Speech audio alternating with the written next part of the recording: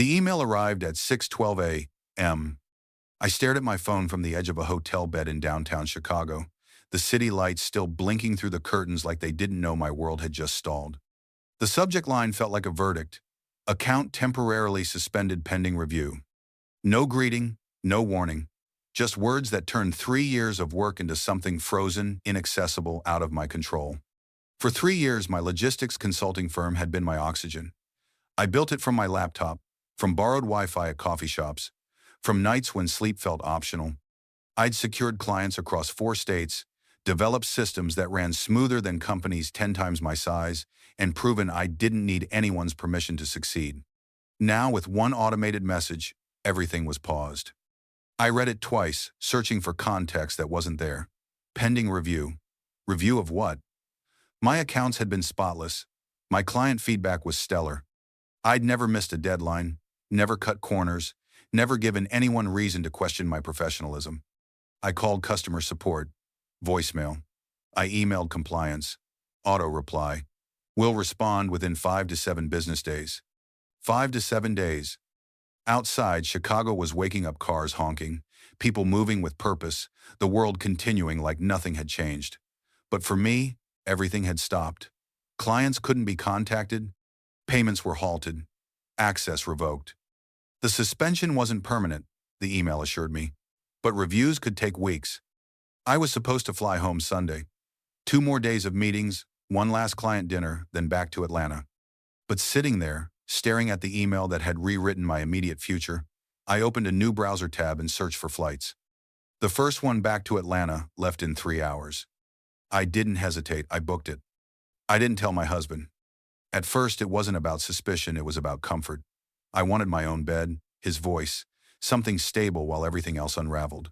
My business had pulled me across cities for months. He'd said he understood, that he was proud of me, that he knew what I was building mattered. I wanted to believe coming home early would feel like relief. I packed quickly, my movements automatic. The flight was smooth, quiet. I sat by the window and watched the clouds, my mind cycling through possibilities. Maybe the suspension was a clerical error. Maybe a competitor had filed a false complaint. Maybe this would resolve itself in days. But beneath the rationalizations, something else simmered. Like I was moving towards something inevitable, something that had been waiting for me long before that email arrived. By the time we landed in Atlanta, it was early afternoon. I didn't text him that I'd landed. I told myself it was because I wanted to surprise him. The Uber dropped me off at the curb. Our house sat at the end of a tree-lined street, familiar and solid. I stood there for a moment, suitcase in hand, and felt the first flicker of something off. His car was in the driveway. He was home. I unlocked the front door and stepped inside. The house smelled different. Not bad. Not unfamiliar exactly. Just wrong. Sweeter than usual. Floral, but not from any candle I'd ever bought. The scent hung in the air like it had been there for hours. My heels echoed too loudly on the hardwood floor. I set my suitcase down and looked around. The living room was too clean. The throw pillows were arranged in a way I never bothered with. The remote sat perfectly aligned on the coffee table. The TV was on but muted, playing some home renovation show neither of us watched. His shoes were by the door. Not the sneakers he usually wore around the house, but the nice leather ones he saved for going out. I walked into the kitchen. A glass sat on the counter, half full of water, condensation still clinging to the sides. The rim was smudged with lipstick, a shade I didn't own. Too dark, too bold. My stomach tightened. I didn't call out his name. Something stopped me. Some instinct that said, "Don't announce yourself yet. Don't give him time to adjust. Just observe." I moved through the kitchen slowly, catching details that felt like evidence. 2 takeout containers in the trash, from a restaurant he always said he hated. Too expensive, he'd complained. Not worth the hype. Yet here were 2 containers, recently discarded, the smell of garlic and basil still faint. I opened the fridge. A bottle of wine I hadn't bought, a dessert I didn't recognize. The guest bathroom door was slightly ajar. I pushed it open. On the sink sat a hair tie, small, black, elastic. Not mine. New, unused, the kind you buy in a pack and leave around without thinking. My breathing stayed even, controlled. I wasn't panicking. I was cataloging. From somewhere in the house I heard a sound. Faint, distant, laughter maybe, soft and unfamiliar, drifting from the back of the house. I stood in the hallway and made a choice. I didn't call out. I didn't storm toward the sound. I didn't demand answers. I listened. Coming home early was supposed to be a surprise, a moment of reconnection. What I was walking into instead felt like something else entirely. Something that had been happening in the spaces I'd left empty. Something that didn't expect me to return. I moved toward the back of the house, my footsteps careful, deliberate, each one taking me closer to a truth I hadn't known I was looking for. I didn't know it yet, but every step I took deeper into the house was moving me closer to something irreversible. I stood in the hallway, listening. The laughter came again, muffled and light, floating in from the backyard. A woman's voice. Not raised, not worried. Comfortable. I should have walked straight outside. Thrown open the door and demanded to know what was happening in my own home. But I didn't, because confrontation would give him time to shape the narrative, to explain, to minimize. Silence, I'd learned in business, was a more powerful tool than accusation. So I moved quietly through the house, letting it tell me its story. The guest room door was open, not wide, but enough to see inside. The bed was made, but not the way I made it. The comforter was pulled tight, hospital corner crisp, the kind of precision that came from someone trying to erase evidence. The room smelled faintly of that same unfamiliar perfume. On the nightstand sat a water glass and a phone charger I didn't recognize. Different cord, different plug. I opened the closet. My winter coats hung where I'd left them, but they'd been pushed to one side. In the space they'd occupied, there was nothing now, just empty hangers and the faint impression of something recently removed. I closed the closet door and stood still, breathing in the details. This wasn't casual. This wasn't a friend stopping by for an afternoon. This was occupation. Someone had been here long enough to charge their phone, long enough to rearrange closets, long enough to feel entitled to space in a home that wasn't theirs. The bathroom door across from the guest room was closed. I turned the handle slowly. Inside, the counter had been wiped down, but not perfectly. A smudge of makeup lingered near the faucet. The hand towel hung crooked, still damp. In the wastebasket, I saw the edge of a makeup wipe, stained with foundation 2 shades darker than mine. I moved toward the kitchen again, this time noticing things I'd missed on the first pass. The coffee maker had been used twice. 2 mugs sat in the dishwasher, both rinsed but not washed. On the counter, near the stove, there was a small cutting board with crumbs from something I hadn't made. The kind of casual snack you'd make when you felt at home. My hands rested on the counter. I stared at the evidence scattered across the room. Small, mundane, damning. This wasn't the house I'd left. I thought back to the last conversation we'd had before I left for Chicago. He'd been supportive, like always. "How long will you be gone?" he'd asked, leaning against the kitchen counter, coffee in hand. 4 days, I'd said. Client meetings Wednesday and Thursday, wrap up Friday, fly back Sunday. "Sounds intense," he'd replied, smiling. "I'll hold things down here. I'll hold things down here." At the time, it sounded like partnership. Now it sounded like permission. I remembered other trips, the text messages that came less frequently as the days went on, the phone calls that felt distracted. "How's everything at home?" I'd ask. "Fine," he'd say. "Quiet. Boring without you." Boring. I'd believed him. We'd been married for 5 years. We'd built a life together. I'd worked hard to make sure my career didn't eclipse our relationship, and he'd said he understood. But now, standing in this kitchen, staring at evidence of someone else's comfort in my space, I wondered if my absence hadn't been a burden to him at all. Maybe it had been freedom.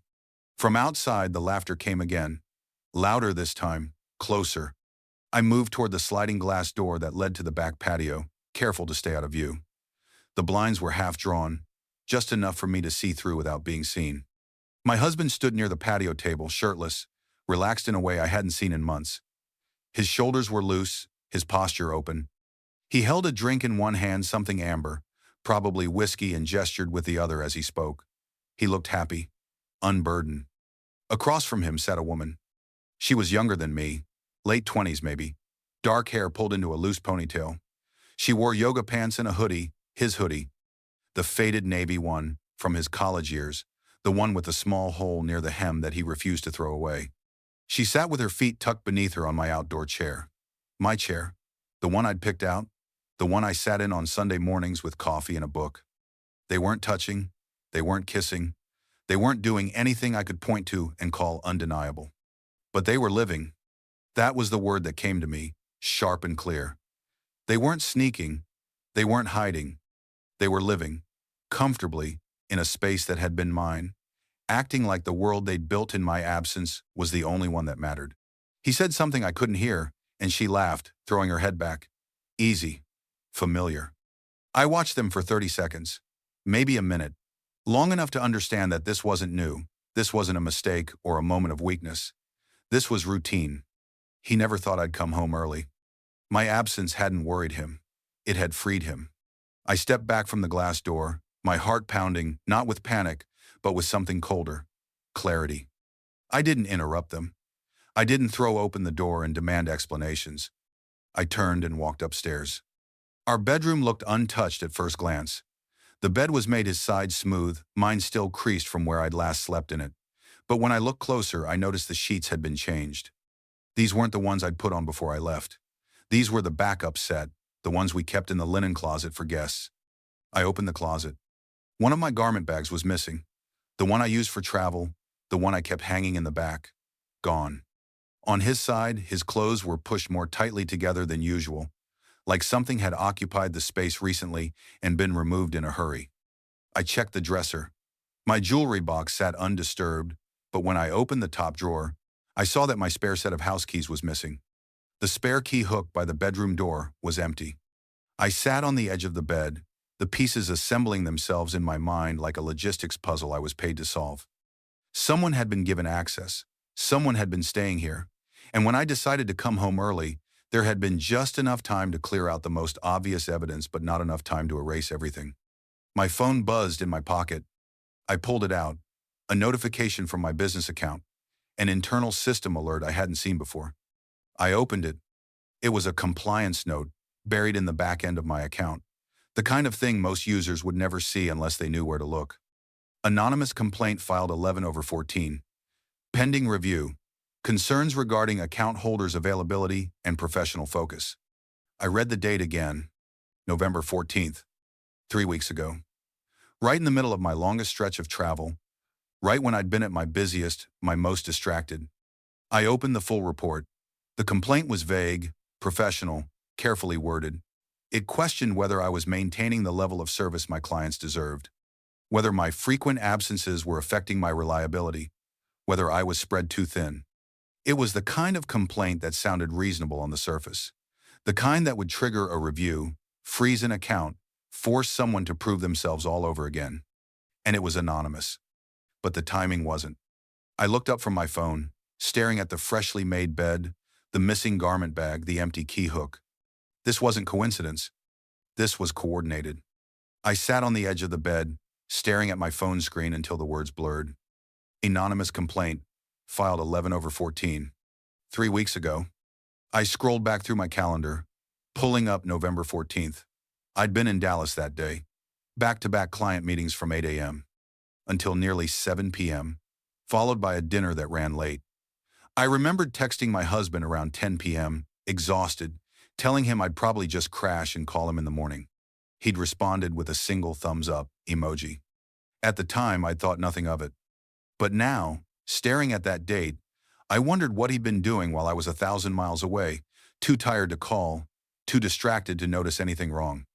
I stood up and walked to the window. From here, I could see into the backyard. My husband had moved closer to the woman now, leaning against the patio railing, completely at ease. She said something, and he smiled, not the polite smile he gave at work events, but the real one, the one I used to think was reserved for me. I watched them for another minute, cataloging every detail. The way she gestured with her hands when she spoke, the way he listened, nodding, fully present in a way he hadn't been with me in months. When was the last time he'd looked at me like that? I couldn't remember. I pulled the curtain closed and turned back to the room. I opened my laptop and logged into my business account through the back end, using an administrative access I rarely needed. Most of the system was still locked, but I could see metadata, timestamps, IP addresses, activity logs. I pulled up the compliance section and found the complaint, filed at 2:47 p.m. on November 14th. I checked my location history from that day. At 2:47 p.m., I'd been in a conference room in Dallas, mid-presentation. I checked my husband's location. We'd shared our locations years ago, back when it felt like a practical safety measure. I hadn't thought to turn it off. Neither had he, apparently. On November 14th at 2:47 p.m., he'd been home. I stared at the screen. He could have filed it.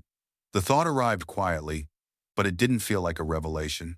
It felt like confirmation of something I'd already known, something I'd been avoiding. I closed the laptop and stood up, my pulse steady, my mind clear. I didn't need to confront him yet. I needed to see more.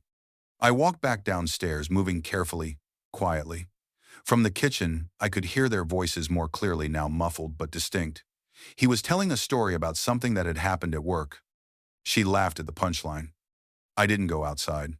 Instead, I opened the coat closet near the front door.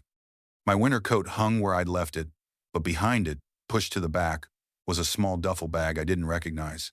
I pulled it forward. Inside, I found a phone charger, a travel-sized bottle of lotion, and a folded t-shirt that wasn't mine. Evidence of someone planning to stay, or someone who already had. I zipped the bag closed and put it back. In the hallway, I noticed the small decorative bowl where we kept loose change and receipts. I sifted through it. Buried beneath a handful of coins was a receipt from a florist, dated 2 days ago. A bouquet of roses. $63. I hadn't received flowers in over a year. I put the receipt back and walked into the living room. Everything looked normal, clean, organized, perfectly maintained. But now I was seeing it differently. This wasn't the home I'd left. This was a stage set, designed to look right when I returned, but built for a different performance while I was gone. I sat down on the couch and waited. 5 minutes passed. Then 10. Finally, the sliding glass door opened. My husband walked in first, still holding his drink. He was mid-sentence, laughing about something, and then he saw me. He froze. The glass slipped slightly in his hand, whiskey sloshing against the rim. His face went pale, then red, then pale again. "What are you doing home?" he asked. Not, "Hey, you're back early." Not, "Is everything okay?" "What are you doing home?" Like I'd broken a rule. The woman appeared behind him, stopping short when she saw me. Her expression shifted from relaxed to confused, to something that looked like embarrassment, but not guilt. I didn't stand up. I stayed seated, calm, hands folded in my lap. "My business got suspended," I said evenly. "I came home early." He blinked, processing. "Suspended? What do you mean?" "Exactly what it sounds like. Temporary suspension pending review. So I caught the first flight back." He set his drink down on the coffee table too hard. Liquid splashed onto the wood. He didn't notice. "You didn't tell me you were coming," he said, and there was an edge to his voice now. Not concern, accusation. "I didn't think I needed permission to come to my own house." The woman shifted uncomfortably near the door. "I should—" "Yes," I said, cutting her off gently. "You should." She glanced at my husband, waiting for him to say something. He didn't. After a long pause, she grabbed her purse from the counter and walked toward the front door. I heard it open, close. The sound of a car starting in the driveway. And then it was just the two of us. He ran a hand through his hair, exhaling slowly. "This isn't what it looks like." I almost laughed. The line was so predictable it felt like a script he'd rehearsed. "What does it look like?" I asked. He hesitated, clearly trying to decide which version of the truth to offer. "She's a friend. She's going through a rough time, and I've been letting her." "Wear your clothes?" His mouth opened, closed. "Use our guest room? Make herself comfortable in my house while I'm gone?" "It's not like that. You've been gone so much, I didn't think you'd even notice." There it was. The truth, delivered without apology. "I didn't think you'd notice." I stood up slowly, walked past him into the kitchen, and picked up the glass with the lipstick stain. I held it up so he could see it. "I noticed," I said quietly. He stared at the glass like it was evidence he'd forgotten to hide. "I noticed the takeout containers from the restaurant you hate. I noticed the spare key missing. I noticed the flowers you bought 2 days ago that I never received." His face crumbled piece by piece.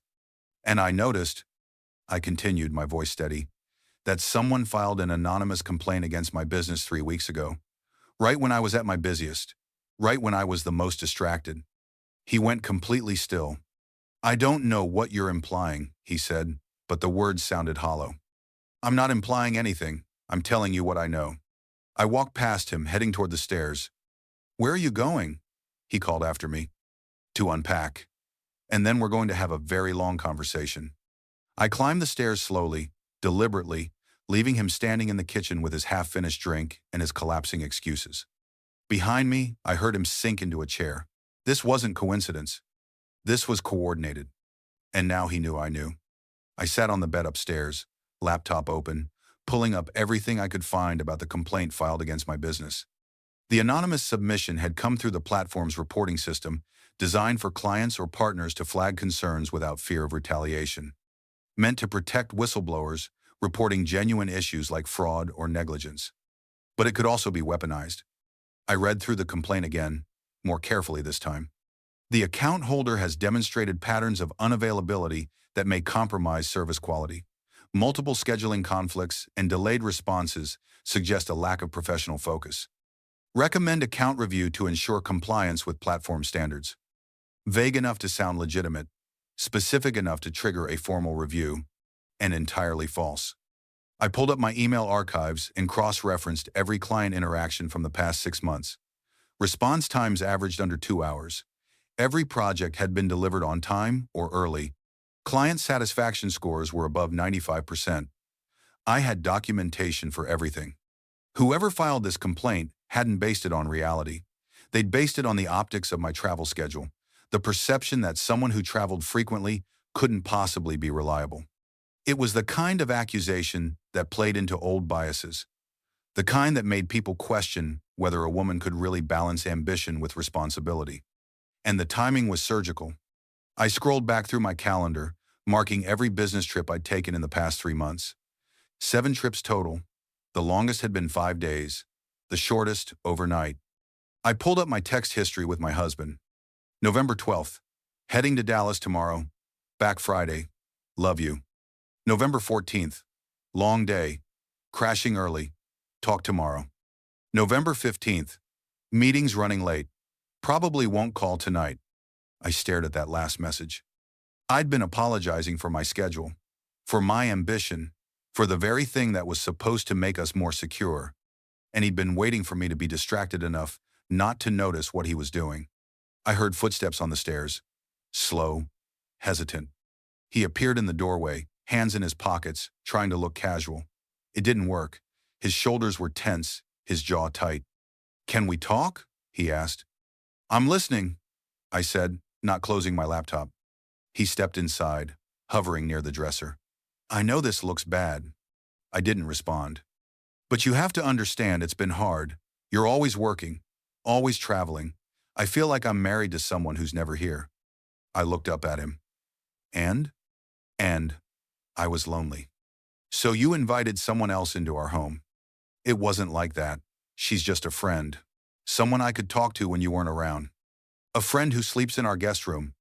She stayed over a couple times, but nothing happened. We didn't." "I don't care," I interrupted. He blinked. "What?" "I don't care if you slept with her or not. That's not the point." He looked genuinely confused, like he'd expected me to focus on the wrong thing. "The point is that you made space for her in my life without asking. You gave her access to my home.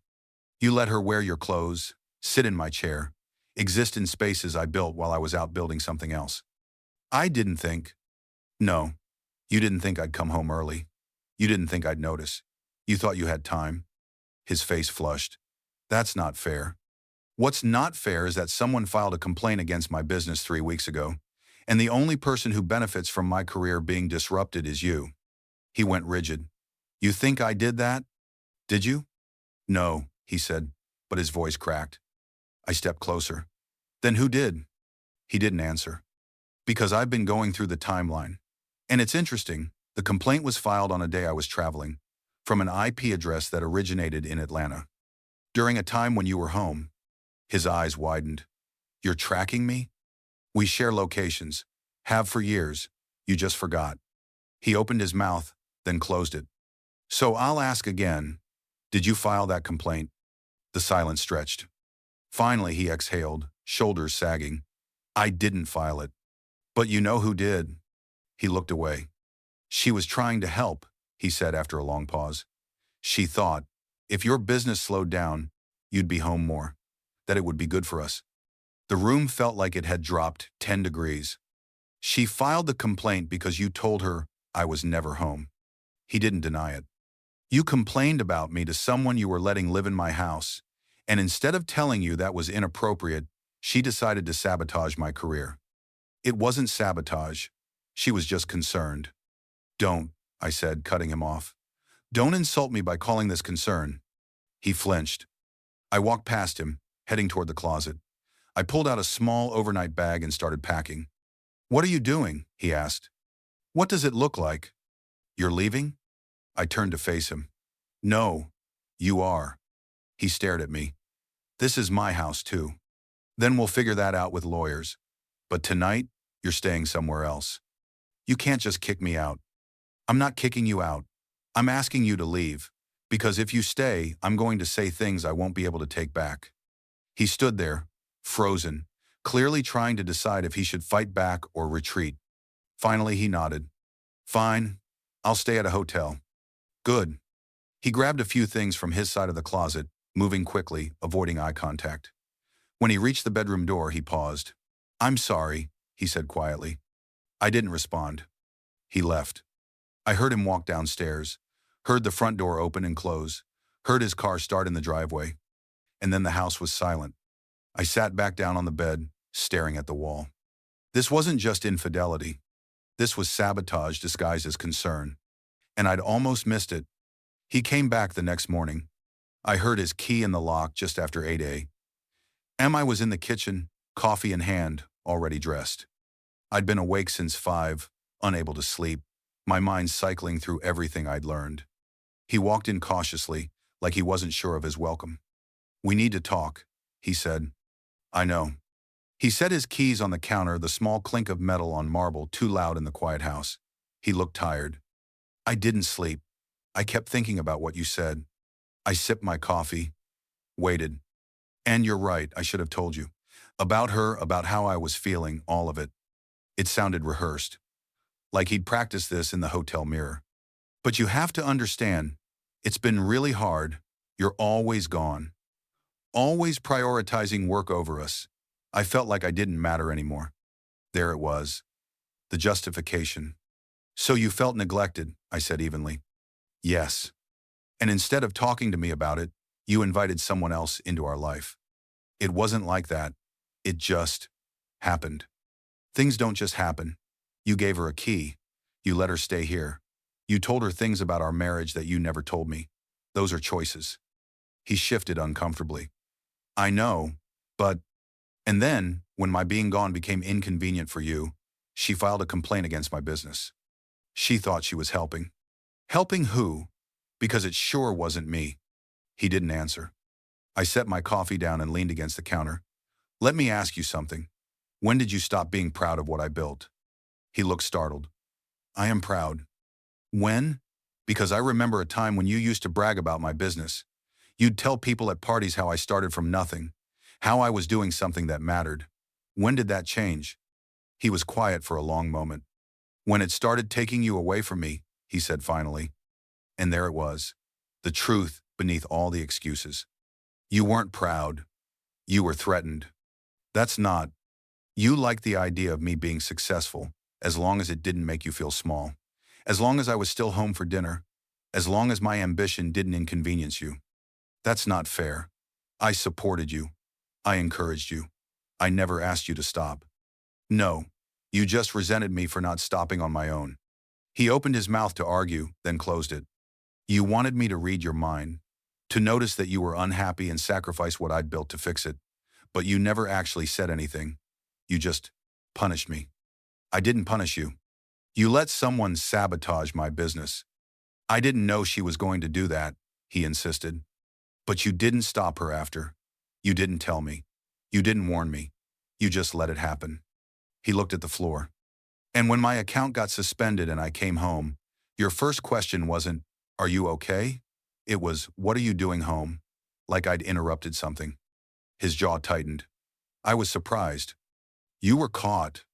The silence that followed was heavy, thick with all the things neither of us was saying. Finally, he exhaled. What do you want me to say? That I screwed up? Fine, I screwed up, but you're not perfect either.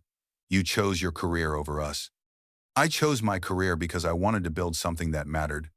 That doesn't mean I chose it over you. It felt like it. Then you should have said something, instead of turning to someone else. He ran a hand through his hair, frustrated. I'm trying to explain. No, you're trying to justify. There's a difference. He stared at me. So what now? You're just going to throw away 5 years of marriage because I made a mistake? Is that what you think this is? A mistake? What else would you call it? I shook my head slowly. A mistake is forgetting to pick up milk. A mistake is double booking a dinner. This is a pattern. A series of choices you made deliberately because you thought I wouldn't find out. I didn't mean to hurt you. But you did, and you did it knowing exactly what you were doing. He looked away. I waited for him to say something else. An apology, an acknowledgement, anything that sounded like genuine remorse. Instead, he said, so you're just done? Just like that. I'm done pretending. That's different. Pretending what? That this marriage is something it's not. He flinched. I thought we were partners. I thought we wanted the same things. But you don't want a partner. You want someone who's available when you need them and invisible when you don't. That's not true, isn't it? Because the moment I stopped being available on your terms, you replaced me. He had no response to that. I picked up my coffee and walked toward the stairs. Where are you going? He asked. Upstairs. To pack. You're leaving? For now. We'll figure out the rest later. This is insane. You're overreacting. I stopped on the stairs and turned back. I came home early because my business was suspended. And I found you living a completely different life with someone who thought sabotaging my career would bring us closer together. Tell me which part of that is an overreaction. He said nothing. That's what I thought. I went upstairs and closed the door behind me. Excuses, I'd learned, don't soften betrayal. They sharpen it. They show you exactly how little someone values what they've broken. I already knew this marriage was over. I just hadn't left yet. He didn't leave. I heard him moving around downstairs, pacing, opening and closing cabinets like he was looking for something that would make sense of what was happening. I stayed upstairs, packing slowly, deliberately. I wasn't running, I was choosing. Around noon, my phone rang.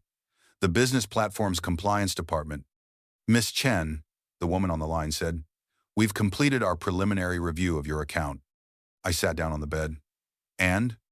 The complaint filed against you has been dismissed. We found no evidence supporting the claims made. Your account will be reinstated within 24 hours. Relief washed over me, but it was muted, distant. Can you tell me who filed the complaint? I asked. I'm sorry, that information is confidential. Even if it was malicious. There was a pause. We've flagged the report as potentially bad faith. If the same individual files again, it won't be taken seriously. Thank you, I said quietly. Your reputation is intact. All clients will be notified that the suspension was lifted due to unfounded claims. We apologize for the disruption. I hung up and sat there, staring at my phone. My business was fine. My reputation was intact. Everything I'd built was still standing. But my marriage was in ruins. I heard footsteps on the stairs. He appeared in the doorway again, looking haggard. Can we please talk? He asked. I just got off the phone with compliance. The suspension's been lifted.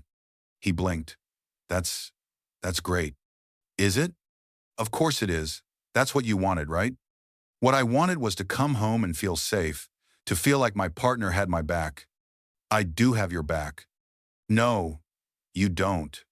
He sat down on the edge of the bed, far from me. What can I do? Tell me how to fix this. I looked at him, really looked at him. The man I'd married 5 years ago. The man I'd built a life with, made plans with, trusted with everything. And I realized I didn't recognize him anymore. I need you to be honest with me, I said. About what? About everything. About how long this has been going on. About what you really want. About why you thought sabotaging my career would somehow save our marriage. He rubbed his face. I told you, I didn't know she was going to file that complaint. But you told her you wanted me home more. Yes. And you let her stay here while I was gone. Yes. And you gave her a key. He hesitated. Yes. So you were building a life with her, whether you want to admit it or not. It wasn't like that, he said, but his voice had lost its conviction. Then what was it like? He was quiet for a long time. When he finally spoke, his voice was barely above a whisper. I was lonely, and she made me feel seen. And I didn't? You were always working, always thinking about the next client, the next trip, the next goal. I felt like I was just there, part of the background. I absorbed that. Did you ever tell me you felt that way? I tried. When? I don't know. Little comments, hints. I thought you'd notice. I'm not a mind reader. If you needed something from me, you should have said it clearly. Would you have listened? The question hit harder than I expected. Would I have? I thought back to the past year. The late-night calls I'd cut short because I was tired. The weekends I'd spent catching up on work instead of spending time with him. The dinners I'd missed, the plans I'd postponed, the moments I'd prioritized business over us. I'd thought I was building our future. But maybe I'd been building my future. I don't know, I admitted. But I would have tried. He looked at me, surprised by the honesty. But that doesn't excuse what you did. You don't get to punish me for not reading your mind. You don't get to sabotage what I built because you felt neglected. I know, he said quietly. Do you? Because it doesn't sound like you understand what you've done. It sounds like you're still trying to make this my fault. He didn't respond. I stood up and walked to the window. Outside, the street was quiet, normal, like the world wasn't falling apart inside this house. I need to know something, I said without turning around. What? Do you actually love me? Or do you just love the version of me that was convenient? The silence stretched so long, I thought he wasn't going to answer. Finally, he said, I don't know anymore. I closed my eyes. At least he was being honest. I turned to face him. Then there's nothing left to save. Don't say that, he said, standing up. We can fix this. We can go to counseling, figure it out. I don't want to fix this. He looked like I'd punched him. I don't want to spend the next year in therapy trying to rebuild something that was already broken. I don't want to wonder if you're resenting me every time I take a work trip. I don't want to feel guilty for being successful. I don't want you to feel guilty, but I do, because you made me feel like my ambition was a problem, like wanting more made me a bad wife. That's not, it is, and I'm done apologizing for it. He stared at me, realization slowly dawning. You've already decided, he said. Yes. When? Last night, when you tried to justify what you did instead of just saying you were sorry. He sank back onto the bed. I am sorry. I know, but it's too late. We sat in silence for a while. The room felt heavier, like the walls were pressing in. Finally, I spoke. I'll stay with a friend for a few days. We'll figure out the logistics later. He nodded, numb. I picked up my bag and walked toward the door. I really did love you, he said quietly. I stopped but didn't turn around. I know. I loved you too. But love isn't enough when the foundation's rotten. I walked out of the room, down the stairs, and out the front door. As I drove away, I glanced in the rearview mirror. The house looked the same as always, solid, stable. But I knew better now. This wasn't a mistake. It was a mirror. And it showed me exactly who we'd become. 2 weeks later, the business suspension was officially lifted. The email came through on a Tuesday morning, formal and succinct. Your account has been fully reinstated. We apologize for any inconvenience. I read it twice, waiting for relief to hit. It didn't. The suspension had stopped mattering days ago. I was sitting in my best friend Sarah's guest room, laptop open, coffee cold beside me. I'd been staying with her since I left the house, and she'd been careful not to ask too many questions. She just made space literally and emotionally for me to process everything in my own time. Reinstated? She asked from the doorway, holding a fresh pot of coffee. Fully, I said. That's good, right? I nodded.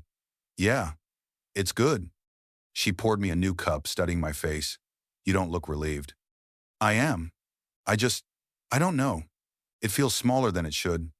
Sarah sat down on the edge of the bed. Because you lost something bigger. I looked at her. I didn't lose anything. I left. Semantics. I smiled despite myself. Maybe. She took a sip of her coffee. Have you talked to him? Through lawyers. He wants to try counseling. I said no. How'd he take it? About as well as you'd expect. Sarah nodded slowly. And the other woman? Gone, as far as I know. He swears it's over. But that was never really the point. What was the point? I thought about that for a moment. The point was that he couldn't handle me being successful without making it about him. And when I didn't shrink myself to make him comfortable, he found someone who would. Sarah was quiet, letting the words settle. I keep thinking about the complaint, how she thought she was helping by sabotaging my career. Like if I just had less going on, everything would magically be fine. Some people don't know how to support ambition, Sarah said. They only know how to manage it. I looked at her. That's exactly it. She smiled. You're going to be okay. I know. And I did know. For the first time in weeks, I felt certain of that. By the end of the month, I'd moved into a small apartment across town. It was temporary, just a one-bedroom with too much white paint and not enough storage, but it was mine. I spent the first weekend unpacking, organizing, making the space feel intentional. I hung art I'd bought years ago but never put up because my husband didn't like it. I set up my office in the corner of the living room, the way I'd always wanted. I bought groceries without considering anyone else's preferences. It was quiet, almost too quiet at first. But slowly, the quiet started to feel less like absence and more like possibility. My business recovered faster than I expected. Clients who'd been paused during the suspension came back immediately once they learned what had happened. A few even apologized for doubting me, though I hadn't asked them to. One client, a woman who ran a mid-sized distribution company, sent me a message that stuck with me. I've been following your story. I just want you to know that what happened to you happens to a lot of us. And the fact that you didn't let it break you matters. I read that message 3 times. I hadn't thought about my story as something other people could relate to. I'd been too focused on surviving it to consider what it might mean beyond my own experience. But she was right.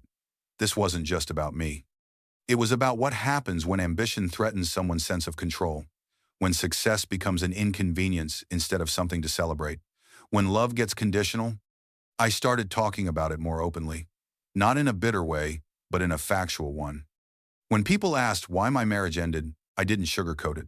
I told them the truth. My husband couldn't handle my success, and instead of talking to me about it, he undermined me. Some people were uncomfortable with that honesty. They wanted me to soften it, to share the blame, to say we grew apart. But I refused. Because the truth mattered more than comfort. 3 months after I left, I signed the divorce papers. We met at the lawyer's office on a cold afternoon in early spring.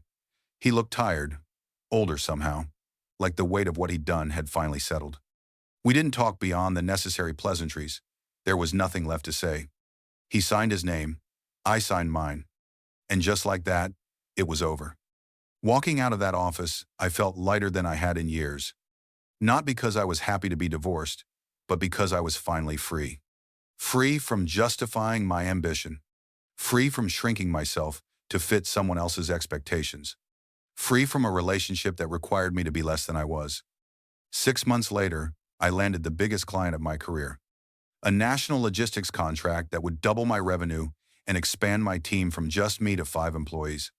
I signed the deal on a Thursday afternoon, then called Sarah to celebrate. "This is huge," she said, her voice crackling through the phone. "You should be so proud." "I am," I said, and I meant it. That night I sat in my apartment, no longer temporary, now fully mine, and reflected on everything that had happened. The suspension, the betrayal, the divorce. If someone had told me a year ago that my business would be suspended and my marriage would end, I would have thought my life was falling apart. But sitting there, in my own space, with my career stronger than ever, and my future entirely my own, I realized something. The suspension hadn't destroyed me. It had saved me. It had forced me to come home early, to see the truth I'd been too busy to notice, to understand that the person I'd built my life with was quietly tearing it down. And in the end, that early return hadn't cost me anything. It had given me everything. I still think about that email sometimes, the one that arrived at 6:12 a.m. in a Chicago hotel room. Account temporarily suspended pending review. At the time, it felt like the worst thing that could happen. Now, I see it differently. Sometimes the setback isn't punishment. Sometimes it's protection. A pause that forces you to look at your life, really look, and see what's working and what's quietly breaking in the background.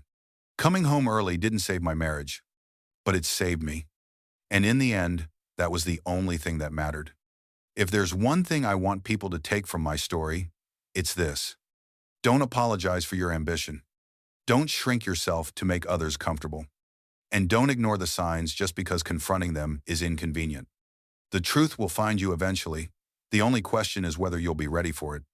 I wasn't ready that day. I walked through my front door. But I learned, and that made all the difference. Thank you for watching this story to the end. If you enjoyed this story, you will surely love the next one. It's as crazier and more intriguing as you can ever imagine. So do check it out. Subscribe, like, and click on the image showing on your screen right now to watch the next one.